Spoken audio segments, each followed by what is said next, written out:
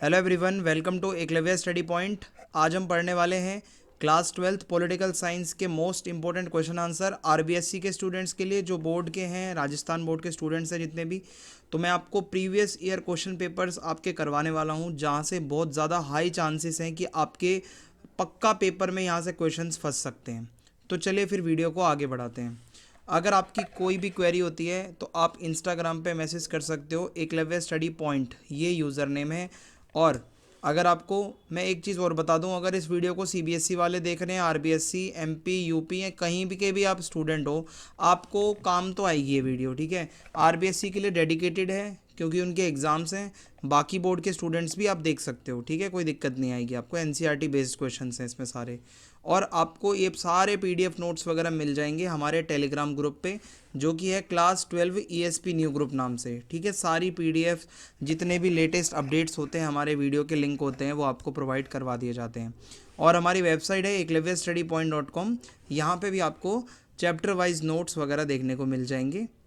अब मैं आपको बताता हूँ आरबीएससी का 2025 का जो पेपर है। सबसे पहले तो वो डिस्कस करूँगा आपके साथ में। 3 घंटे 15 मिनट का टाइम था और 80 नंबर का ये पेपर आया था। तो चलिए फिर देखते हैं कुछ जनरल इंस्ट्रक्शंस।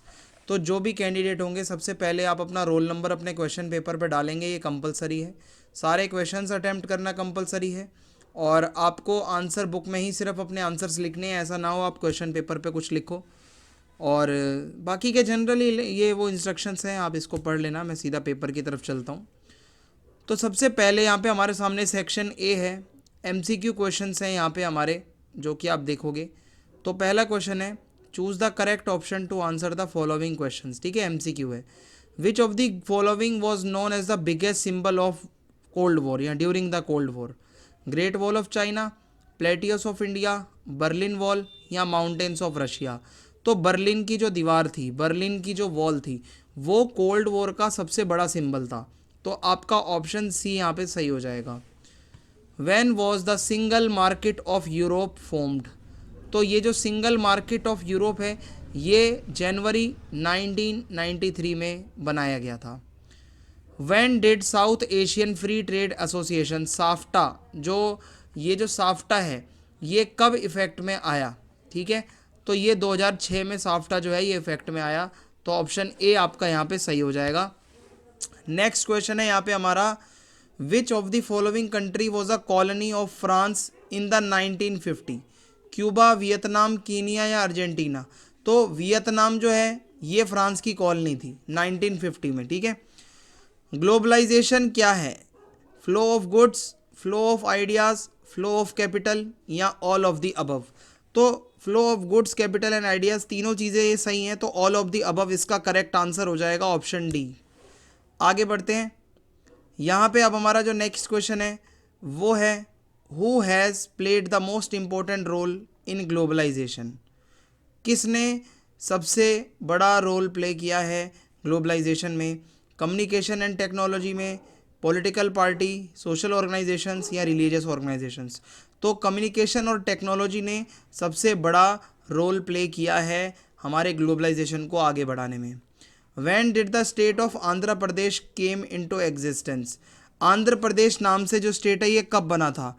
तो आपको पता है ये एक हंगर स्ट्राइक हुई थी, जिसमें पोटी श्री रामुलू जी जो थे वो भूख हड़ताल पर बैठे थे और तब जाके उनकी डेथ हो गई थी। तो बाद में ये 1956 में, अगर मैं आपको बताऊं, फाइनली 1956 में जाके ये आपका, तो भाई पहले ना आपका आंध्रा एक स्टेट अलग से बना था और फिर आंध्र प्रदेश बना था, तो वो 1956 में फाइनली जाके कंप्लीट हुआ है। तो ऑप्शन डी सही हो जाएगा आपका। आगे बढ़ते हैं। Who among the following were the economic experts involved in the first 5 year plan? JC Kumarappa, Charan Singh, Varghese Kurien या के एन राज? तो ऑब्वियसली भाई जो के एन राज थे वो इसमें सबसे बड़े इकोनॉमिक एक्सपर्ट थे, ठीक है। When did the second 5 year plan started? तो सेकंड 5 ईयर प्लान जो है आपका वो कब से स्टार्ट हुआ? तो जी 1956 में ही आपका ये स्टार्ट हो गया था second 5 year plan. Which of the following was a supporter of Warsaw Pact? Britain, Soviet Union, Pakistan या फ्रांस? तो वॉर्सो पैक्ट सोवियत यूनियन से रिलेटेड है भाई, ऑप्शन बी सही हो जाएगा, यूएसएसआर से रिलेटेड है। Who among the following was the first foreign minister of India? Subhash Chandra Bose, Deendayal Upadhyay, Jawaharlal Nehru या फिर भीमराव अंबेडकर जी? तो भाई नेहरू जी ही हमारे पहले फॉरेन मिनिस्टर भी थे। When did the President of India Fakhruddin Ali Ahmed declare emergency? Emergency को कब डिक्लेयर किया गया? 22 जून 1974, 26 जून 1973, 21 जून 1972 या 25 जून 1975? तो एमरजेंसी डिक्लेयर आपकी 1975 में हुई थी, तो ऑप्शन डी सही हो जाएगा। Who was the proponent of revolution in India? JP Narayan, Shyama Prasad Mukherjee, Mahatma Gandhi या जॉर्ज फर्नांडिस? तो भाई यहाँ पे जेपी नारायण जी थे, जो कि कह रहे थे कि हमें पूरी तरीके से एक रेवोल्यूशन चाहिए। When was the fourth general election held in India? तो भाई 1967 में आपके फोर्थ जनरल इलेक्शंस हुए थे, option C. When did Nagaland become a full state? तो इन 1963 नागालैंड एक पूरा स्टेट बना था। फिर between 1979 to 1985 movements were take place in Assam against inflators of which country? Bangladesh, Pakistan, Sri Lanka या नेपाल? तो भाई सीधी सी बात है, बांग्लादेश से आने वाले लोगों के लिए ही गुस्सा था, ठीक है। तो यहाँ पे जो आपका आंसर है वो बांग्लादेश हो जाएगा। Which prime minister led the national front government formed in 1989? So national front government की जो सरकार बनी थी उसके अंदर जो कौन था, लीड कर रहा था, ठीक है, तो वो थे आपके VP Singh ji. Option B यहाँ पे सही हो जाएगा। आगे बढ़ते हैं। When was BAMCEF form? BAMCEF कब बना था? 1978 में बना था। अब यहाँ पे हमारा फिल इन द ब्लैंक्स वाले क्वेश्चन शुरू हो जाएंगे। The Soviet socialist Republic came into existent following the revolution of 1917? तो भाई रेवोल्यूशन हुई थी, क्रांति हुई थी, उसके बाद यूएसएसआर बना था। इन 1960 with the help of world bank India and Pakistan signed the dash treaty, Indus river water treaty. इस ट्रीटी पे साइन किया गया था। इन 1941 the Atlantic charter was signed by Roosevelt and Winston Churchill, ठीक है। उसके बाद ही आपका आगे यूएनओ बनता है। WSF is a world wide forum in opposition to neo liberal globalisation. जो आज की डेट में ग्लोबलाइजेशन हो रहा है, तो उसके अपोजिशन में एक फोरम बनाया गया है जिसको हम वर्ल्ड सोशल फोरम WSF भी कहते हैं। The planning commission was establish in the year 1950।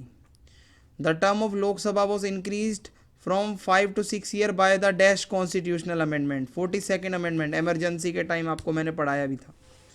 अब हमारा आगे के जो क्वेश्चंस होंगे वो शॉर्ट आंसर टाइप नहीं, वेरी शॉर्ट आंसर टाइप होने वाले हैं, और 1 वर्ड या 1 लाइन में ही इसका आंसर होना चाहिए। When was ASEAN establish and by signing which declaration? तो 1967 बैंकॉक डेक्लेरेशन पे साइन होकर आसियान बना था। Why is the European unions capacity limited in foreign and defence matters? क्यों भाई ऐसा क्यों होता है? क्योंकि देखो भाई, हर उसकी जो मेंबर कंट्री है उनकी अलग अपनी एक फॉरेन पॉलिसी है। अलग फॉरेन पॉलिसी होने की वजह से फॉरेन और डिफेंस मैटर पे सबके जो मत हैं वो अलग हो सकते हैं। Name one country where Indian citizens can travel without passport and visa, that is Nepal. Write the full name of SAARC. SAARC का पूरा नाम है south Asian association for regional corporation. When is united nations day celebrated? UN day 24 October, ठीक है। 24 अक्टूबर को आपका ये जो नेशनल जो यूनाइटेड नेशंस का डे है वो मनाया जाता है, ठीक है, यूनाइटेड नेशंस डे। ईवीएम की फुल फॉर्म क्या है? Electronic voting machine. The first general election was challenging for the election commission, why? देखो, जो हमारे पहली बारी जनरल इलेक्शन होने थे ना, तो इलेक्शन कमीशन के लिए वो बहुत बड़ा चैलेंज था, क्योंकि उसके 2 रीज़न हैं। सबसे पहला रीज़न है कि डिमार्केशन करना था, कौन कौन से कॉन्स्टिट्यूएंसीज बनेंगी उसको डिमार्क करना है, और फिर वोटर लिस्ट बनाने अपने आप में बहुत तगड़ा काम है। Right about the 2 main models of development that were before India at the time of independence. जब इंडिया को आज़ादी नहीं मिली थी तो उससे पहले डेवलपमेंट के 2 मॉडल कौन से थे भाई हमारे सामने? एक था कैपिटलिज्म और एक था सोशलिज्म। अगला क्वेश्चन है यहाँ पे, where did India get option of 5 year planning from? India के अंदर ये जो 5 ईयर प्लान वाला जो ऑप्शन था ये दिमाग में कहाँ से आया? ये सोवियत यूनियन से आया, क्योंकि वो भी किया करते थे। Under which article did Jammu and Kashmir had special status? तो वो था article 370। What is mean by Bahujan in Kanshiram's party, Bahujan Samaj party? तो बहुजन, क्या आप बता सकते हो बहुजन किसे कहते हैं? आप कमेंट बॉक्स में बताओ, मैं आपसे जानना चाहूँगा। बहुत ही ईजी है, इतना बता देता हूँ हिंट के लिए। जो बैकवर्ड कम्युनिटीज़ रही हैं बिफोर द इंडिपेंडेंस, इनके साथ बहुत इनजस्टिस हुआ है, तो उनसे रिलेटेड है। ठीक है। Which commission recommended reservation for OBC? So Mandal commission ने ये सजेशंस दिए थे। आगे बढ़ते हैं सेक्शन बी की तरफ। यहाँ पे शॉर्ट आंसर टाइप क्वेश्चंस रहने वाले हैं और आंसर लिमिट होगी आपकी 50 वर्ड्स की। Relations between the Soviet union and India have always cordial, give any 2 example in support of the above statement? तो यूएसएसआर और इंडिया के रिलेशन हमेशा से बहुत अच्छे रहे हैं, क्या आप इसको सही मानते हो? तो देखो बिल्कुल सही है भाई। इंडिया के जो रिलेशंस हैं, ठीक है, वो हमेशा से ही यूएसएसआर के साथ बहुत अच्छे रहे हैं, कॉर्डियल रहे हैं। जो यूएसएसआर है वो कॉन्स्टेंटली, ठीक है, कंसिस्टेंटली यानी कि लगातार सपोर्ट करता है इंडिया को कश्मीर के इशू के ऊपर, जो यूएन के अंदर जब भी बात चलती है। सोवियत यूनियन हमेशा से सपोर्ट करता है इंडिया के डेवलपमेंट प्रोजेक्ट्स के लिए, हैवी इंडस्ट्रीज़ लगाने के लिए पैसे भी देता है, और एडवांस्ड वेपन्स जितने भी होते हैं वो हमें वो देता है। 1971 में दोनों के बीच में एक फ्रेंडशिप वाली ट्रीटी भी हुई थी। सो ये सारी चीज़ों से हम कह सकते हैं कि यस, दोनों के जो रिलेशंस हैं वो काफ़ी कॉर्डियल हैं या फिर काफ़ी अच्छे हैं। Right any 2 consequences of the disintegration of Soviet union? देखो भाई, सोवियत यूनियन के जब ख़त्म होने के क्या कॉन्सिक्वेंसेस हुए, कोई 2 बताने हैं, तो मैं आपको 4 बता सकता हूँ। सबसे पहले है कि कोल्ड वॉर आपका जो है वो भी ख़त्म हो गया था, इसी के साथ जो एक आइडियोलॉजिकल वॉर थी कैपिटलिज्म और सोशलिज्म की, वो ख़त्म हो गई थी। The end of the arms race, arms की रेस भी एंड हो जाती है। आइडियोलॉजिकल जो एक बैटल थी वो भी ख़त्म हो जाती है, और दुनिया यूनिपोलर हो जाती है। कहने का मतलब है अमेरिका का डोमिनेंस बढ़ जाता है। तो सिंपल सा इसका ये आंसर हो जाएगा। Write a short note on India Maldives relations. So देखो भाई, इंडिया और मालदीव के बहुत फ्रेंडली, बहुत अच्छे रिलेशन है, वार्म रिलेशन है। 1988 में some hired Tamil fighters came from Sri Lanka and attacked the Maldives. हुआ क्या, श्रीलंका से कुछ फाइटर आकर क्या करते हैं, यहाँ पे मालदीव पे अटैक करने की कोशिश करते हैं। सो जब मालदीव ने इंडिया से मदद मांगी थी कि इस अटैक को रुकवाओ, तो इंडियन एयरफोर्स और हमारी नेवी ने फटाफट एक्शन लिया था इसके ऊपर। India has also help the Maldives in many areas. हम उनकी इकॉनमी में भी बहुत मदद करते हैं भाई, उनके टूरिज़्म को प्रमोट करते थे हम पहले, उनकी फ़िशिंग की इंडस्ट्री को भी हम हेल्प करते हैं बहुत ज़्यादा। तो यस, ये सारे पॉइंट हो जाएंगे। The issue of ownership of Antarctica is controversial.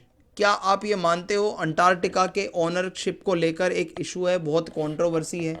देखो, there is a question about who owns Antarctica. ये एक सवाल है कि आखिर अंटार्कटिका है किसका, जो बहुत ठंडा है, बहुत हवाएं चलती हैं, एक ऐसा कॉन्टिनेंट है। सो कुछ देश हैं जैसे ब्रिटेन, अर्जेंटीना, चिले, नॉर्वे, फ्रांस, ऑस्ट्रेलिया, न्यूजीलैंड, वो क्लेम करते हैं कि कुछ कुछ जगहें जो है अंटार्कटिका की वो उनकी टेरिटरी की हैं, और जो अदर कंट्रीज़ हैं वो उसको डिसएग्री करती हैं। वो कहती हैं कि अंटार्कटिका सभी का है, पूरी दुनिया का है, किसी एक देश का नहीं है। और ये जो दूसरी चीज़ है ये थोड़ी सी ज़्यादा अच्छी है।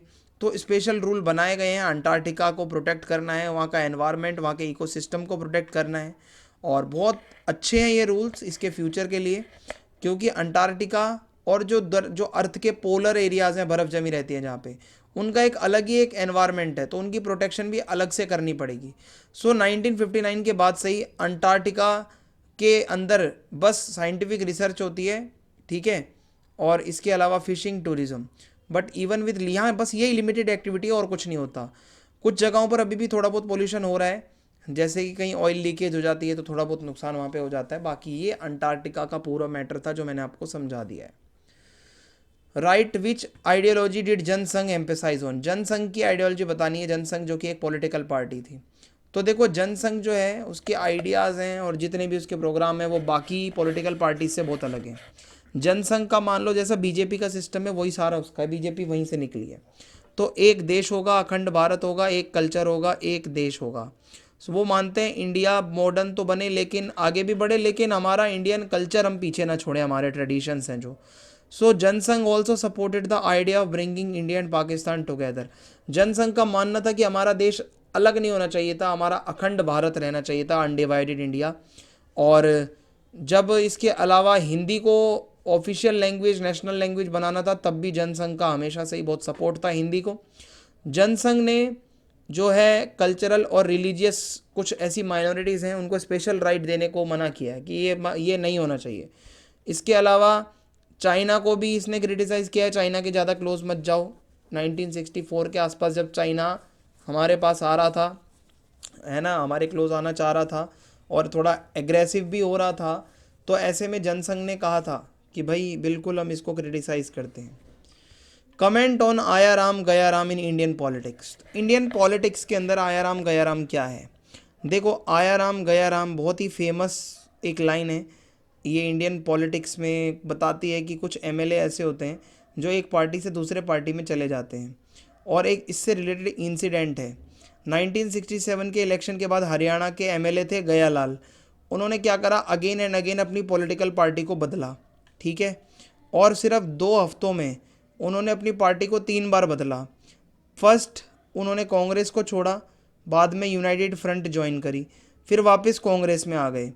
तो 9 घंटे के अंदर अंदर उन्होंने फिर वापस वो यूनाइटेड फ्रंट में चले गए। कहने का मतलब है बार बार वो अपनी पार्टी चेंज कर रहे हैं। सो ये जो फास्ट पार्टी चेंजेस हो रहे थे, इसी को कहा जाता है। कांग्रेस लीडर राव बीरेंद्र सिंह, जो राव बीरेंद्र सिंह थे, उन्होंने प्रेस को बोला गया राम इज़ नाउ आया राम, यानी कि आया राम गया राम। सिंपल सी बात है। एक ह्यूमर है, एक मजाक है, मस्ती है, बहुत सारे कार्टून भी बने गए हैं इसको लेकर, ठीक है। तो ये आया राम गया राम है। Discuss briefly what is meant by पिरवी पर्स। पिरवी पर्स क्या होता है? ये एक एनुअल पेमेंट है जो कि हमारी इंडियन गवर्नमेंट देती थी किसको, जो पहले के प्रिंसली स्टेट्स होते थे। जब उनको मर्ज किया था तो उनको कहा गया था हम आपको कुछ पैसा देते रहेंगे। और ये जो पेमेंट दी जाती थी ये एक एग्रीमेंट की तरह होता था कि हाँ भाई आप अपनी सोवरनिटी को गिव अप कर दो, बदले में हम आपको ये सब देंगे, आप हमारे साथ मर्ज हो जाओ। और फिर क्या है, उनको एक फाइनेंशियल सिक्योरिटी भी रहती थी। लेकिन इस चीज़ को ख़त्म कर दिया गया 1971 में, इंदिरा गांधी ने ही इसको एंड करवाया था। Why did the student of Gujarat protest in 1974? तो गुजरात के अंदर जो स्टूडेंट्स थे वो प्रोटेस्ट क्यों कर रहे थे? तो 1974 में जो गुजरात के स्टूडेंट्स थे उन्होंने एक मूवमेंट चलाई, क्योंकि जो खाना, जो फूड ग्रेन्स, अनाज, एडिबल ऑयल, जो हम ऑयल यूज़ कर रहे हैं, ये सारी चीज़ों के रेट बढ़े हुए थे। जो एसेंशियल और भी चीज़ें होती हैं, करप्शन बहुत हाई था। तो इसीलिए गुजरात के अंदर ये जो स्टूडेंट्स थे ये सारे लोग प्रोटेस्ट कर रहे थे। Write in brief any 2 points of Rajiv Longowal agreement of 1985। तो पंजाब एकॉर्ड जब हुआ था, ये समझौता जिसको राजीव गांधी लोंगोवाल समझौता भी कहा जाता है, ये एग्रीमेंट 1985 में साइन हुआ था। ये प्राइम मिनिस्टर राजीव गांधी जी और संत हरचंद सिंह लोंगोवाल जो अकाली दल के हेड थे उनके बीच ये सिग्नेचर हुए थे एग्रीमेंट पर। और बेसिकली जो सिखों को लेकर जो एक इंसर्जेंसी थी वहाँ पे, जो बहुत एक व्यवस्था बिगड़ी हुई थी इस साइड, और जो पंजाब में अनरेस्ट था उसको एंड करने के लिए ये साइन किए गए थे। कहा गया कि चंडीगढ़ जो है पंजाब को दे दिया जाए और एक कमीशन बनाई जाए, ये जो बॉर्डर डिस्प्यूट है पंजाब हरियाणा का, ये थोड़ा सा फिक्स किया जाए। Explain in brief why coalition politics continue to be effective after 1989। 1989 के बाद हमें देखने को मिलता है कि कोलिशन पॉलिटिक्स थोड़ी सी ज़्यादा देखने को मिल रही है, क्योंकि किसी भी सिंगल पार्टी को एब्सोल्यूट मेजोरिटी मिल रही नहीं है 1989 के बाद। तो ये जो कोलिशन का एरा यहीं से शुरू होता है, ठीक है। कांग्रेस सिस्टम भी खत्म हो गया था, कांग्रेस को अब ऐसी एब्सोल्यूट मेजोरिटी नहीं मिलती थी। छोटी छोटी जो रीजनल पार्टीज थी, डीएमके वगैरह जैसी, उनका इन्फ्लुएंस बढ़ रहा था, ठीक है। अब हम चलेंगे सेक्शन सी की तरफ। लॉन्ग आंसर टाइप क्वेश्चन है, 100 वर्ड में तो कम से कम आपका आंसर इसमें आएगा। तो आपको बताना है आसियान की अचीवमेंट्स को, ठीक है। तो देखो आसियान क्या है, एक रीजनल ऑर्गेनाइजेशन है, बहुत तेज स्पीड से आगे बढ़ रहा है, डेवलपमेंट कर रहा है। इसके अलावा साउथ ईस्ट एशियन कंट्रीज़ के जितने भी डिस्प्यूट्स हैं वो अपने खुद उसको संभालता है, ठीक है। Association of south east Asian countries और नेशंस कुछ भी कह लो, जो वहाँ का पूरा एरिया है साउथ ईस्ट एशिया का, वहाँ का कल्चरल डेवलपमेंट यही करता है। उसको मतलब कल्चरल डेवलपमेंट करने के लिए प्रोग्राम्स चलाता है। फ्री ट्रेड, आसियान अपने जितने भी एरिया के लोग हैं, जितने भी कंट्रीज़ आते हैं इनके एरिया में, उन सभी के साथ फ्री ट्रेड करने की बात करता है। What effort did China make strengthen it's economy, China ने अपनी इकोनॉमी को मजबूत करने के लिए क्या किया। सबसे पहले तो उन्होंने ओपन डोर की पॉलिसी को अडॉप्ट किया, भाई कोई भी आओ हमारे साथ ट्रेड करो। इसके अलावा उन्होंने अपना फॉरेन ट्रेड बढ़ाया ज़्यादा से ज़्यादा, अपने यहाँ पे एग्रीकल्चर और अपनी इंडस्ट्रीज़ को प्राइवेट किया। और चाइना ने शॉक थेरेपी की तरह एक रात में सब कुछ प्राइवेट नहीं कर दिया, इन्होंने फेज्ड मैनर में सब कुछ किया। जैसे 1973 में बताया जाता है चाउ एन लाई जो बहुत बड़े लीडर थे चाइना के, उन्होंने मॉडर्न करने की बात करी 4 चीज़ों को। सबसे पहले तो वो कहते हैं एग्रीकल्चर को मॉडर्न करो, फिर हमारे फैक्ट्रियों को इंडस्ट्रीज़ को मॉडर्न करो, फिर हमारे जो आर्मी है उसको मॉडर्न करो, और साइंस एंड टेक्नोलॉजी को भी थोड़ा सा मॉडर्न करो, तभी चाइना आगे बढ़ पाएगा, ऐसा उन्होंने कहा। Why is it necessary to worry about the environment at global level, क्या आपको लगता है एनवायरमेंट एक ऐसा इशू है जिसको ग्लोबल लेवल पे लेकर चिंता करने की बात है? तो बिल्कुल है, क्योंकि हमारा एग्रीकल्चर करने लायक जो ज़मीनें हैं वो कम होती जा रही हैं, जो वो चरागाह होते हैं ग्रेजिंग पेस्चर्स वो डिप्लेट हो रहे हैं, कम हो रहे हैं, जो फिशेस का स्टॉक है वो कम होता जा रहा है, मछलियाँ कम हो रही हैं, वाटर पॉल्यूशन बहुत ज़्यादा बढ़ रहा है, पानी की कमी होती जा रही है, फूड का जो प्रोडक्शन है वो बहुत ज़्यादा डिक्लाइन हो रहा है, उसमें पीने का साफ़ पानी नहीं मिल पा रहा है, पानी की कमी हो रही है डेवलपिंग कंट्रीज़ में। और इसके अलावा बहुत बड़े पैमाने पर पेड़ों को काटा जा रहा है, डिफॉरेस्टेशन, बायोडाइवर्सिटी धीरे धीरे डैमेज हो रही है, ओजोन लेयर का भी डिप्लेशन हो रहा है, ये सारे ही चीज़ें आ जाएंगी भाई इसके अंदर, ठीक है। नेक्स्ट क्वेश्चन है हमारा, discuss the main issue covered under the Kyoto protocol, Kyoto protocol के अंदर क्या वो मेन इशू है जो कवर किया गया था। सो देखो भाई, क्योटो प्रोटोकॉल एक इंटरनेशनल एग्रीमेंट है, ठीक है, एक इंटरनेशनल लेवल का एग्रीमेंट हुआ था, और इसमें क्या एक टारगेट सेट किया गया था, जो इंडस्ट्रियलाइज्ड कंट्रीज़ हैं जहाँ पे बहुत ज़्यादा फैक्ट्रीज़ हैं, वो अपना ग्रीन हाउस गैस का एमिशन कम करें, जितना ज़्यादा हो सकता है अपने ग्रीन हाउस गैसेस को कम से कम ऐसा निकालें। और कार्बन डाइऑक्साइड, मीथेन, हाइड्रोक्लोरोफ्लोरोकार्बन, ये सारी चीज़ें जो हैं ग्रीन हाउस गैसेस की कैटेगरी में ही आती हैं। तो ये जो गैसेस हैं इससे ग्लोबल वार्मिंग होती है, तो क्योटो प्रोटोकॉल में यही कहा गया था कि ये सब गैसेस ना निकाली जाएं ज़्यादा। Write any 3 economic effects of globalisation, सबसे पहले तो ग्लोबलाइजेशन की वजह से ट्रेड बढ़ा है सामानों का, और because import are no longer restricted, अब रिस्ट्रिक्शंस हट गई हैं, जो पहले रिस्ट्रिक्शंस होती थी, टैरिफ्स ज़्यादा होते थे, कैपिटल मूवमेंट ज़्यादा से ज़्यादा हो रहा है, एक देश की करेंसी दूसरे देश पहुंच रही है, इन्वेस्टर्स पहुंच रहे हैं दूसरे देशों में, खासकर डेवलपिंग कंट्रीज़ में जहाँ पे इन्वेस्टर्स को अच्छा खासा प्रॉफिट मिल रहा है, आइडियाज़ इधर से उधर स्प्रेड हो रहे हैं, इंटरनेट इधर से उधर जा रहा है, कंप्यूटर और उसकी सर्विसेज एक्सपेंड हो गई हैं, ये सब इकोनॉमिक इफ़ेक्ट्स हैं। Explain the cultural impact of globalisation, तो हमारा जो फूड हैबिट है उसमें बदलाव आया है, हमारा लाइफस्टाइल बदल गया है, और जो हमारा एक कल्चर था पहले का हुआ करता था वो धीरे धीरे डिक्लाइन हो रहा है, हम वेस्टर्न कल्चर की तरफ जा रहे हैं। Increasing assimilation of American culture, हम अमेरिकन कल्चर को ज़्यादा अपना रहे हैं। Decline and improvement in the status of women, women का स्टेटस कम भी हुआ है, इम्प्रूव भी हुआ है। इम्प्रूव कैसे हुआ है, जो पहले के कुछ ऐसी चीज़ें होती थी रिजिड, जो हम कह सकते हैं कि जो नहीं होनी चाहिए, कुछ गलत थिंकिंग विमेंस को लेकर, वो अब नहीं है। लेकिन साथ साथ आज सोशल मीडिया के ज़माने में विमेन के लिए जो एक सेफ्टी वाला जो होता है ना, वो नहीं रहा है अब वैसा, तो ये एक डिक्लाइन भी हुआ है। इंडिया चाइना रिलेशंस के ऊपर भी एक क्वेश्चन आया हुआ है। देखो, चाइना इंडिया का नेबर है, चाइना के अंदर रेवोल्यूशन 1949 में हुई, शुरुआत में हमारे चाइना से फ्रेंडली रिलेशंस थे, लेकिन चाइना ने हम पे इन्वेड कर दिया 1962 में।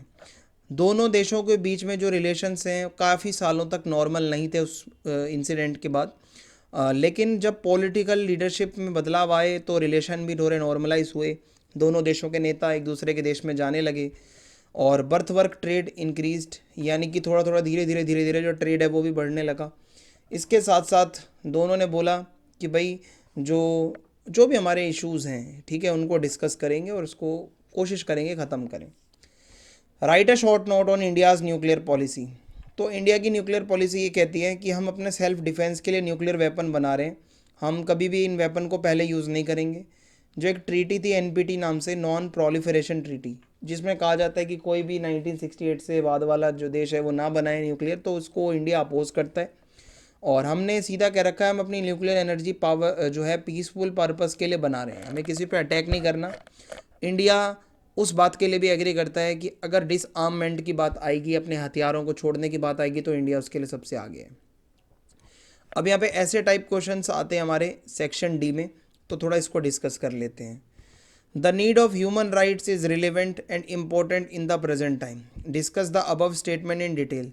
देखो ह्यूमन राइट्स बहुत ज़्यादा ज़रूरी हैं, बहुत रिलेवेंट है आज की डेट में, क्योंकि ह्यूमन राइट्स में इक्वालिटी की बात होती है, डिग्निटी की बात होती है, जस्टिस की बात होती है, जो बहुत ज़रूरी है आपको अपने सोशल डेवलपमेंट के लिए, अपनी प्रोग्रेस के लिए। ग्लोबलाइजेशन और जैसे जैसे टेक्नोलॉजिकल एडवांसमेंट हो रहा है, हम आगे बढ़ रहे हैं, नए नए तरीके के वॉयलेशंस हो रहे हैं, जैसे डिजिटल राइट्स एब्यूज़, ठीक है, किसी को ऑनलाइन हरेस करना, racism, gender discrimination, human trafficking.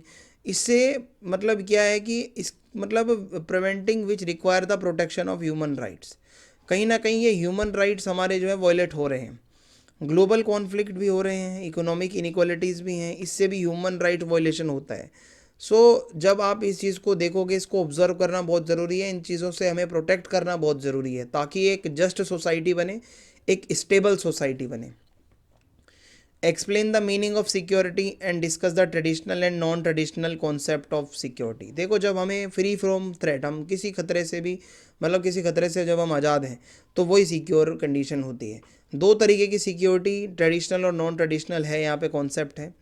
Traditional के अंदर आप अगर देखोगे तो आपको एक्सटर्नल सिक्योरिटी देखने को मिलती है, ठीक है, और इसमें बाहर से आपको जो खतरा हो सकता है किसी और देश से, जो दुश्मन देश है, मिलिट्री अटैक होगा तो सोल्जर्स के साथ साथ कॉमन जो आम लोग हैं उनको भी नुकसान पहुंचेगा। मिलिट्री अटैक से क्या होता है, किसी भी गवर्नमेंट का कॉन्फिडेंस भी गिर सकता है। तो हमें जो अपने नेबरिंग के जो कंट्रीज़ होती हैं उन्हीं से ही ये डेंजर होता है। और वी नो, हमें पता है कि कौन सा नेबर हमारा स्ट्रोंगर है, तो हमें पता है कि किससे खतरा हो सकता है। तो ट्रेडिशनल में एक तो हमारी बाहरी सुरक्षा है, एक्सटर्नल, एक हमारी इंटरनल सिक्योरिटी भी इसी में आती है। जब हमारे देश के अंदर कुछ प्रॉब्लम हो सकती हैं, खतरा आ सकता है, कहीं वॉयलेंस, दंगा फसाद हो जाए, कम्युनल वॉयलेंस हो जाए, हिंदू मुस्लिम सेपरेटिज्म को लेकर, भाई जो लोग चाहते हैं देश को अलग करना, देश को अपने एरिया से, अपने एरिया को देश से तोड़ना, नक्सलिज्म, कास्ट को लेकर लड़ाइयाँ, पॉलिटिकल इनस्टेबिलिटी रहना कहीं पे, ये इंटरनल सिक्योरिटी के अंदर आता है, ये ट्रेडिशनल है।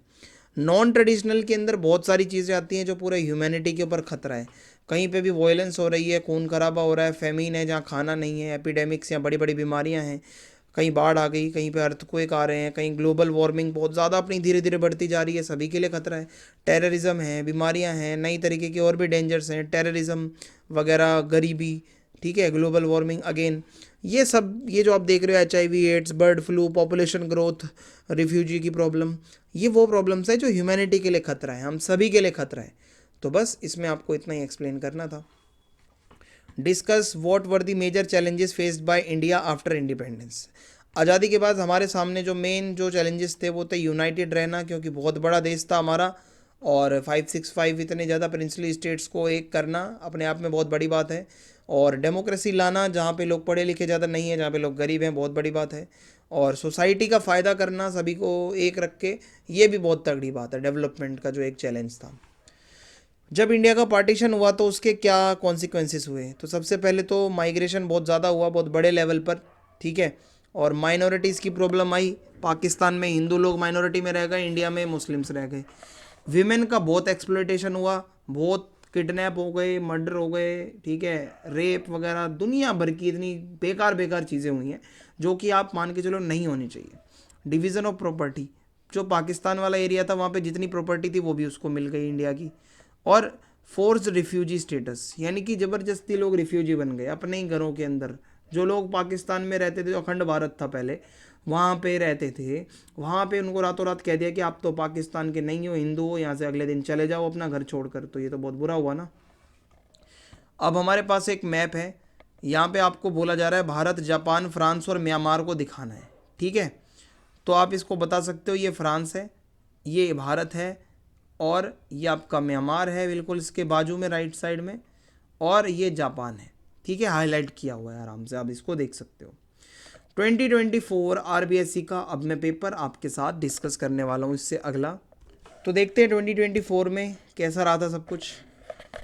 सबसे पहला क्वेश्चन है हमारे सामने, which leader played a central role in disintegration of the Soviet Union? Joseph Stalin, Boris Yeltsin, Nikita Khrushchev या लियोनिद ब्रेजेव? तो येल्त्सिन का नाम आता है, ठीक है, येल्त्सिन जो कि बहुत बड़े यहाँ पे आप कह सकते हो लीडर बन के आए थे, और इनका बहुत बड़ा रोल है कि यूएसएसआर का डिसइंटीग्रेशन हुआ था जब, तो ऑप्शन बी सही होगा यहाँ पे। फिर है when was the ASEAN regional forum established, ये 1994 में इस्टेब्लिश हुआ था भाई। When did monarchy and in Nepal, Nepal में ये राजा महाराजा वाला सिस्टम है कब एंड हुआ था, ये 2008 में एंड हो गया था। Which secretary general of the United Nation has received the Nobel peace prize of 2001, 2001 में किसको नोबल पीस प्राइज मिला था 2001 में, तो वो थे कोफी अन्नान, ठीक है, इनको मिला था, ऑप्शन सी सही हो जाएगा।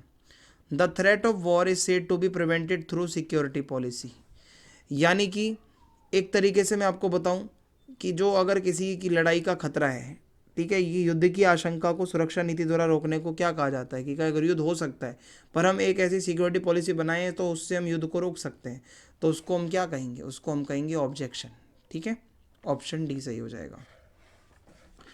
फिर उसके बाद अगला क्वेश्चन है हमारा, what was the main issue of the Rio de Janeiro conference in 1992 में जो हुई थी, मिलिट्री पावर को लेकर, एनवायरनमेंट और डेवलपमेंट को लेकर, पीस कॉपरेशन को लेकर, या टेररिज्म को लेकर, तो ये एनवायरनमेंट और डेवलपमेंट को लेकर हुआ था, मेन इशू इनका यही था। In which country was the first meeting of the world social forum held, तो ये ब्राज़ील के अंदर हुई थी भाई, जो इनकी पहली मीटिंग थी वर्ल्ड सोशल फोरम की, WSF की। मेघालय स्टेट कब बना, कब फॉर्म हुआ, तो 1972 में, ऑप्शन डी सही हो जाएगा। When was the Human Rights Council established in UN? So it was established in 2006. Who was the planner of second 5-year plan? Second 5-year plan को बनाने वाले कौन थे?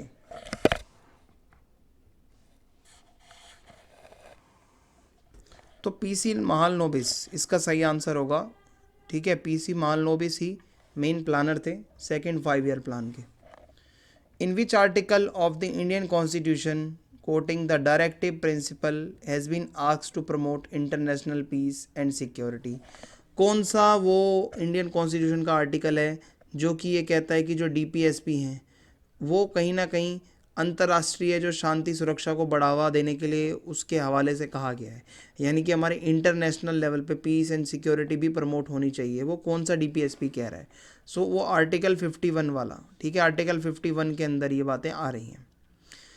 फिर है with which election of Lok Sabha in India collision politics started, 1952, 1964, 1967 या फिर 1972, तो क्या आप इसका आंसर बता सकते हैं कमेंट बॉक्स में कि कौन सा वो इलेक्शन था लोकसभा का जब इंडिया के अंदर जो है कोलिशन की पॉलिटिक्स स्टार्ट हुई।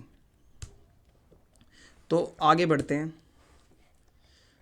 द 1974 रेलवे स्ट्राइक, जो रेल हड़ताल हुई थी, उसके लीडर कौन थे, राम मनोहर लोहिया, JP नारायण, मोरारजी देसाई या जॉर्ज फर्नांडिस, तो ऑप्शन डी सही होगा, जॉर्ज फर्नांडिस के लीडरशिप में रेलवे स्ट्राइक हुई थी। AASU student organisation is active in which state, AASU, तो आसू जो है वो असम की एक स्टूडेंट ऑर्गेनाइजेशन है, वहीं पे एक्टिव है, ऑप्शन ए सही हो जाएगा। बामसेफ कब बना था भाई, बामसेफ अभी पीछे भी ये क्वेश्चन आया था आपका, तो भाई 1978 में बामसेफ आपका बना था, पीछे भी ये क्वेश्चन आया हुआ है।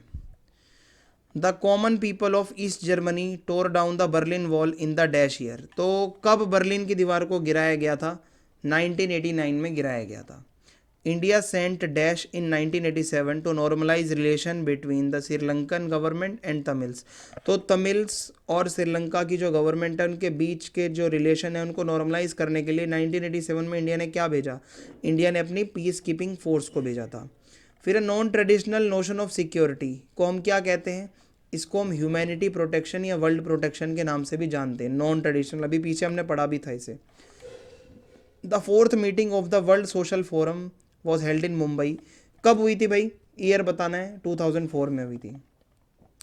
1956 on the basis of the state reorganisation act dash states and dash union territories were created, so 1956 के स्टेट्स और रीऑर्गेनाइजेशन एक्ट के तहत कितने स्टेट और कितने यूटी बने थे, 14 स्टेट्स बने थे और 6 यूनियन टेरिटरीज बनी थी।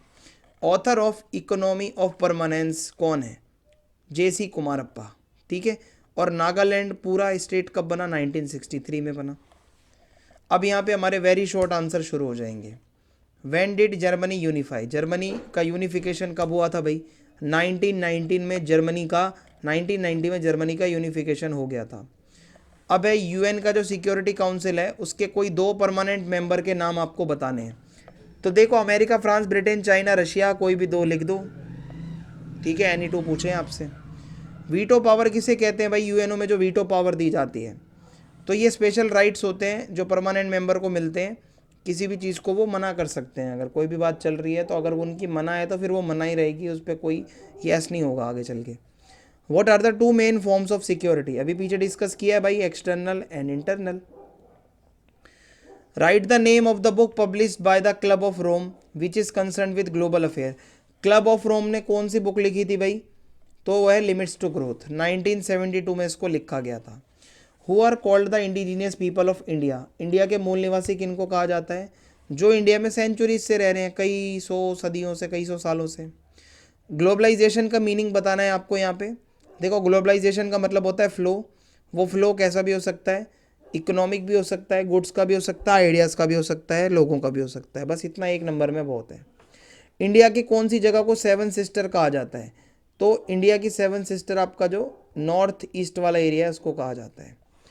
Which state was first formed in India on the basis of language? तो आंध्र प्रदेश, पोटी श्री रामुलू जी की वो जो भूख हड़ताल थी, हंगर स्ट्राइक थी, उसके बाद ये बना है। लेफ्टिस्ट का मतलब क्या होता है? वामपंथ किसे कहते हैं? यानी कि अगर मैं आपको बताऊं, जो कि सोशलिज्म को सपोर्ट करने वाले लोग हैं, प्राइवेटाइजेशन को अपोज करने वाले लोग हैं, वो लेफ्टिस्ट कहलाते हैं। 7 सिस्टर इंडिया में नॉर्थ ईस्ट इंडिया को कहा जाता है। अब इसके बाद हमारा सेक्शन बी शुरू होगा यहाँ से, और इसमें 50 वर्ड में आपके आंसर होने चाहिए। 2-2 मार्क्स का है यहाँ पे। मार्शल प्लान क्या है भाई? मार्शल प्लान वर्ल्ड वॉर 2 के बाद यूनाइटेड स्टेट्स ऑफ अमेरिका ने बहुत बड़ी मदद की थी, इकोनॉमिक मदद वेस्टर्न यूरोप की। इसी को मार्शल प्लान के नाम से जाना गया है। India should be included in the security council as permanent member. आप कैसे ये कह सकते हो? क्या आपके पास पॉइंट्स हैं बताने के? हमारे पास हैं पॉइंट्स, 2 बताने, तो मैंने आपके सामने इतने सारे लिख दिए हैं। इंडिया एक इकोनॉमिक पावर है, इंडिया एक बहुत बड़ी मिलिट्री पावर भी है, यूएन में हम बजट में कंट्रीब्यूट भी करते हैं, पॉपुलेशन भी हमारी बड़ी है, डेमोक्रेसी और ह्यूमन राइट्स की भी रिस्पेक्ट हम करते हैं, हमारी जोग्राफिकली भी बहुत डाइवर्सिटी है, कल्चरल डाइवर्सिटी है, इकोनॉमिक डाइवर्सिटी भी है, अलग अलग सेक्टर के लोग काम करते हैं हमारे यहाँ पे। तो ये इसमें से कोई भी 2 आप लिख सकते हो। What is mean by disarmament? Disarmament का मतलब क्या होता है कि आप बिल्कुल या तो कम कर दो या ख़त्म ही कर दो अपने पास वेपन रखना, जो कि बहुत बड़े लेवल पे नुकसान पहुंचा सकते हैं, ताकि पीस एंड सिक्योरिटी को प्रमोट किया जा सके। यानी कि इसका मतलब सीधा सा है, वेपन बनाना बंद कर दो और जो बचे हुए वेपन्स हैं उसको डिस्ट्रॉय कर दो, ताकि वॉर वगैरह आगे चल के ना हो, सभी एक दूसरे पर ट्रस्ट करें। India has an important contribution in environmental protection. देखो इंडिया ने एनवायरमेंट प्रोटेक्शन के लिए क्या कंट्रीब्यूशन दिया है वो आपसे पूछा जा रहा है। सबसे पहले तो हमने अपनी नेशनल ऑटो फ्यूल पॉलिसी को अमेंड किया है, ये एक लाइन लिख सकते हो। या फिर हम क्लीन फ्यूल को यूज़ कर रहे हैं, मैंडेटरी कर रखा है हमने। या सीएनजी गाड़ियाँ यूज़ कर रहे हैं, इलेक्ट्रिक व्हीकल्स यूज़ कर रहे हैं, एनर्जी कंजर्वेशन एक्ट बना रहे हैं। अरे कुछ भी लिख दो भाई, 2 ही पॉइंट बताने हैं आपको, ज़्यादा से ज़्यादा 3 लिख दो, हो गया आपका काम। विच 2 main challenges did India face after independence? Development का चैलेंज, यूनिटी का चैलेंज, ये पीछे भी आ रखा है, क्वेश्चन रिपीटेड है। Right briefly what was the basic concept of Bombay plan? देखो बॉम्बे प्लान में क्या है, 1944 में एक ग्रुप था, ठीक है, जिसमें सारे इंडस्ट्रियस जो लोग हैं वो आए हुए थे, बड़े बड़े बिजनेसमैन। उन्होंने प्रपोज किया एक प्लान्ड इकोनॉमी होनी चाहिए हमारे देश में, और प्लानिंग के साथ हमें चलना है, तो इसी को बॉम्बे प्लान नाम से जाना जाता है। What was the impact of coalition politics in India? देखो जब इंडिया में कोलिशन के पॉलिटिक्स स्टार्ट हुई तो क्या हुआ, तो एक तो कोलिशन का एरा शुरू हुआ, सेंट्रल गवर्नमेंट लेवल पे भी कांग्रेस सिस्टम का खात्मा हो गया एक तरीके से, और रीजनल जो छोटी मोटी पार्टीज थी उनके रेट बढ़ गए भाई, अब वो बहुत ज़्यादा वैसी हो गई हैं डिमांड में। What do we mean by defection in Indian politics? भाई डिफेक्शन का मतलब आप बहुत आसानी से बता सकते हो, आया राम गया राम वाला है, इसमें वो हमने पढ़ा भी था। गुजरात स्टूडेंट मूवमेंट वाला भी क्वेश्चन पीछे रिपीटेड है, आ रखा है, वही आप लिख देना। एमरजेंसी से कोई ऐसी 2 चीज़ें हैं जो हमने सीखी हैं, तो बहुत सारी चीज़ें मैं आपको बता सकता हूँ। सबसे पहली चीज़ हमने ये सीखी है कि भाई डेमोक्रेसी हमारे देश से कभी जा नहीं सकती। एमरजेंसीज जो है अब नहीं लगाई जा सकती। आप ये बोल दो कि इंटरनल डिस्टर्बेंस है तो मैं इमरजेंसी लगा रहा हूँ, तो ऐसा अब नहीं होगा। सिर्फ अगर हथियार चल रहे हैं देश में तभी इमरजेंसी लगाई जाएगी। वो भी जब लगाई जाएगी तो काउंसिल ऑफ मिनिस्टर से एडवाइस ली जाएगी, प्रेसिडेंट को लिखित में देना होगा। सिटीजन्स को उन अपने राइट्स के बारे में भी अब पता चल गया है कि क्या क्या छीने जा सकते हैं। बहुत सी एनजीओ ऑर्गेनाइजेशंस भी बन गई हैं, तो ये हमने सीखा है। Mention any two measures to stop regionalism, या ये जो अलग अलग रीजन से आवाज़ उठती है ऑटोनमी की, या तो आप उनको ऑटोनमी दे दो या बातचीत करके उनसे आप वो डायलॉग वगैरह करके बातचीत ख़त्म करो जो भी चल रहा है मुद्दा उनका। Name two national political parties of India, Congress and BJP. अब सेक्शन सी की तरफ आते हैं। इसमें लॉन्ग आंसर टाइप क्वेश्चन आपको मिलेंगे और देखते हैं इसमें क्या रखा है। यूरोपियन यूनियन के ऑब्जेक्टिव्स क्या हैं? सबसे पहले इसका ऑब्जेक्टिव है कि भाई पीस एंड सिक्योरिटी को ये प्रमोट करता है कि इसके जितने भी मेंबर्स कंट्रीज़ हैं आपस में लड़े ना।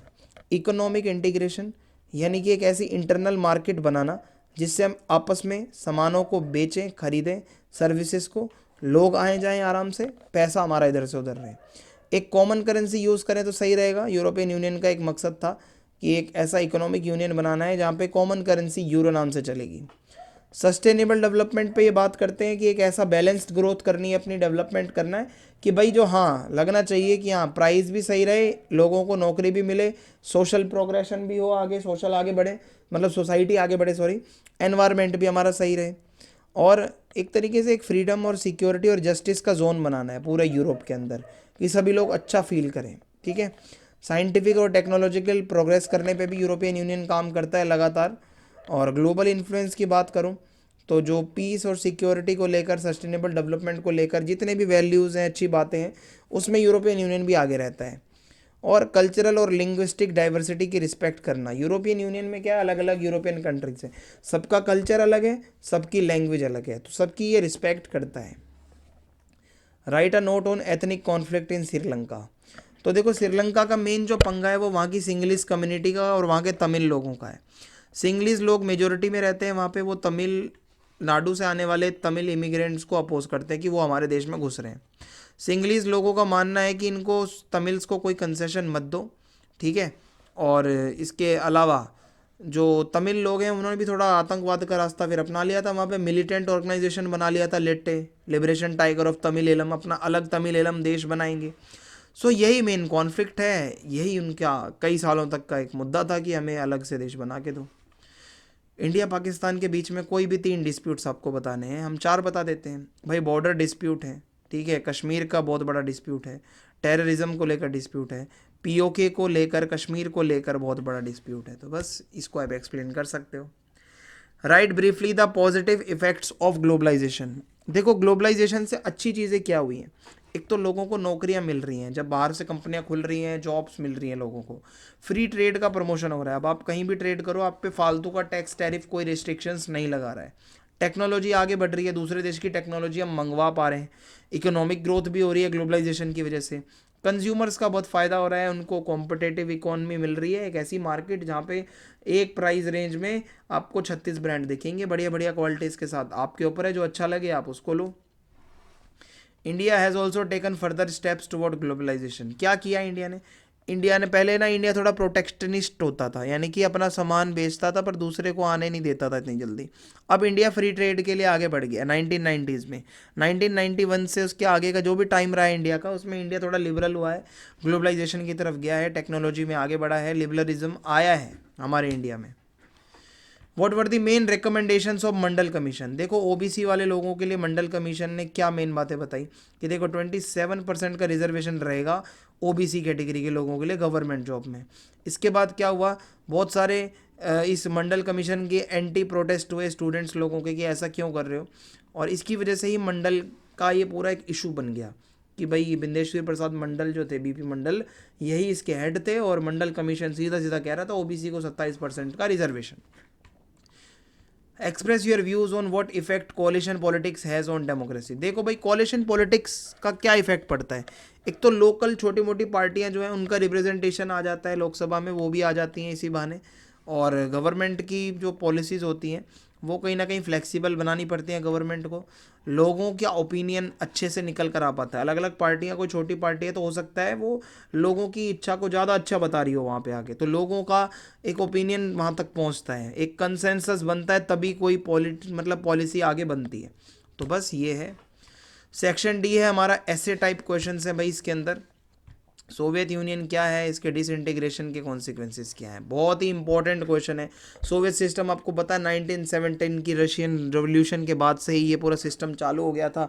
सब कुछ इसमें गवर्नमेंट कंट्रोल में रहता है और ए टू जेड सारी चीज़ों का ओनरशिप जो होता है वो प्राइवेट नहीं होता, वो पब्लिक ओनरशिप होता है। और जब इसका डिसइंटीग्रेशन हो गया था तो इसका पीछे मैंने कॉन्सिक्वेंसेस भी आपको बता दिए हैं। और में आ रखा है शॉक थेरेपी से आप क्या समझते हो। देखो, शॉक थेरेपी का मतलब है कि आप पहले शॉक दो, उसके बाद ट्रीटमेंट कर रहे हो। हुआ क्या था, जब ये कम्युनिज्म सोशलिज्म बिल्कुल अपने कोलैप्स होने के टाइम पे था, यूएसएसआर जब एंड हो गया था, सो जितने भी यूएसएसआर के रहने वाले जो लोग हैं, जो जितने भी एक्स कंट्रीज़ थे यूएसएसआर की, तो उनका जो अब नया एक जन्म हुआ ना, अब वो चाहते थे थोड़ा सा मॉडल बदलें हम अपना। अब हम वर्ल्ड बैंक की सुने और आईएमएफ की सुने, इंटरनेशनल मॉनेटरी फंड की। तो उन्होंने एक मॉडल बताया कि भाई देखो, कम्युनिज्म सोशलिज्म को बाय बाय कर दो और कैपिटलिज्म को अडॉप्ट करो और कैपिटलिज्म की तरफ आ जाओ, सब प्राइवेट कर दो।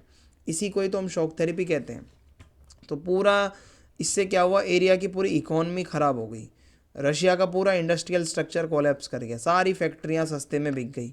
90% जो इंडस्ट्रीज़ थी उनको तो प्राइवेट कंपनियों ने ख़रीद लिया।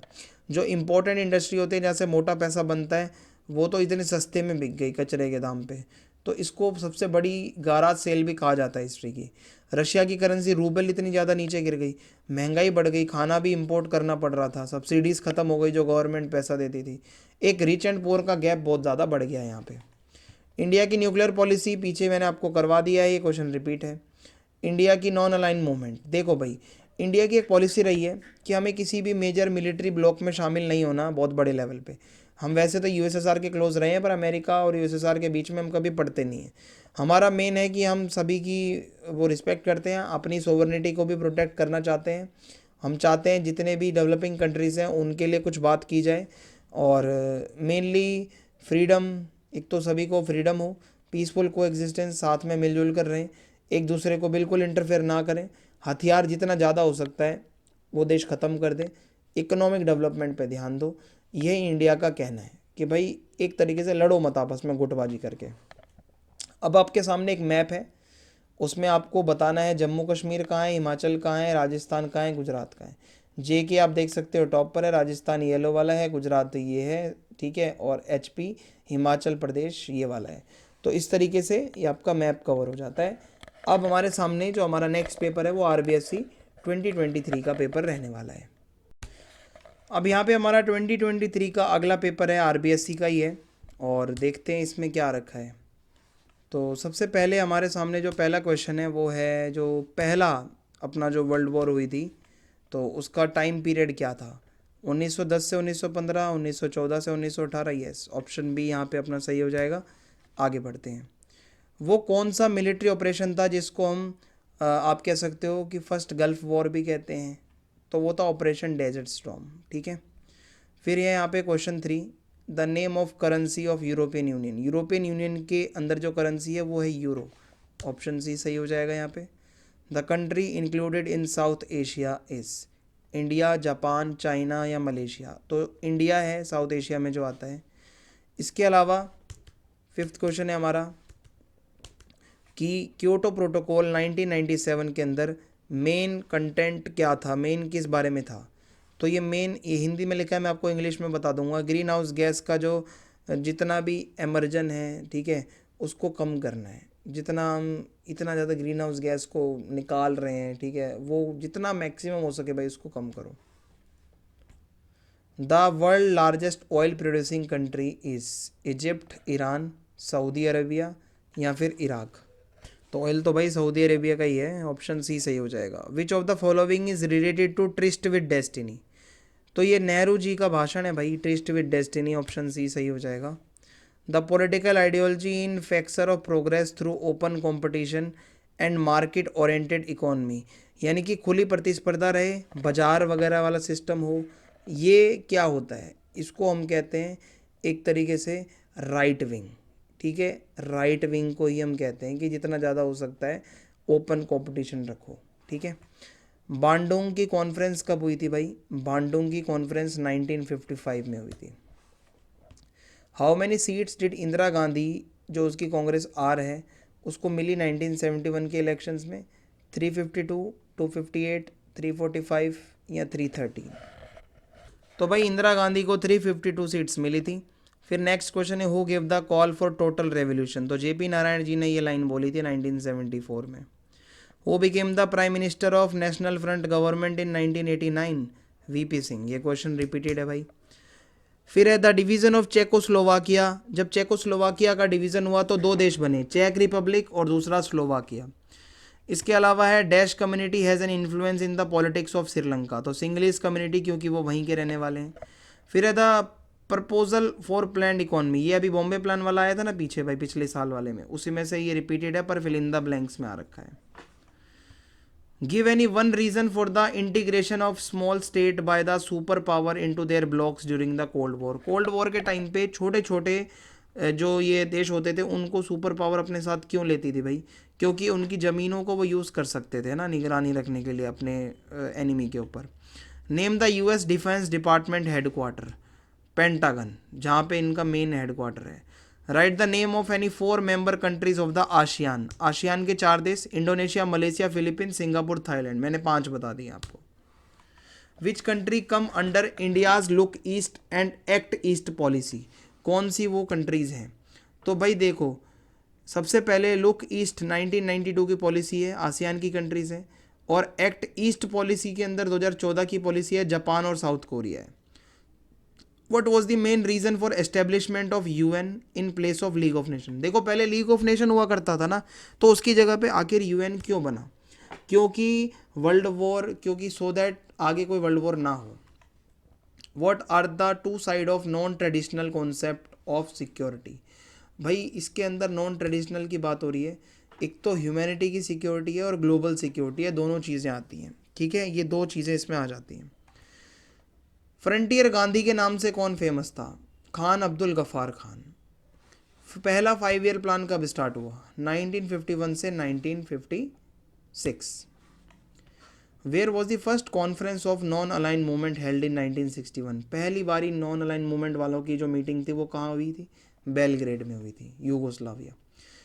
जब लाल बहादुर शास्त्री जी की डेथ हुई सो एक कंटेस्ट था, और वो कंटेस्ट किसके बीच में था? आगे के पॉलिटिकल सक्सेशन को लेके आपको बताना है। तो वो था मोरारजी देसाई वर्सेस इंदिरा गांधी, इनके बीच में था। Under which article of constitution emergency was declared on 25 जून 1975? किस आर्टिकल के तहत इमरजेंसी की घोषणा की गई थी? आर्टिकल 352।